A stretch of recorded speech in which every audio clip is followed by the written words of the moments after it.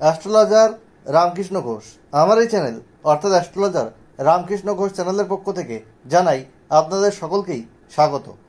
আপনাদের মোবাইল নাম্বারে কোন কম্বিনেশান থাকা শুভ, অর্থাৎ কোন নাম্বারগুলো থাকা শুভ।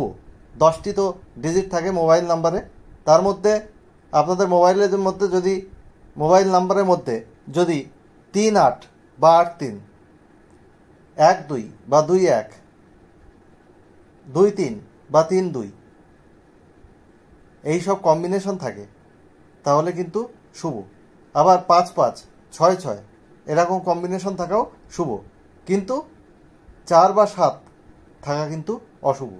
আপনার মোবাইল নাম্বারে যদি 68 বা 86 এইরকম কোনো কম্বিনেশন থাকে তাহলে কোনো লং টার্ম ডিজিজে আপনাকে কিন্তু ভুগতে হবে এবং তার জন্য আপনাকে মেডিসিন নিতে হবে। এবং আপনার মোবাইল নম্বরে যদি 28 বা 82 এইরকম কম্বিনেশন দেখা যায় তাহলে কিন্তু আপনার অনেক অর্থ হেলথের পিছনে নষ্ট হবে।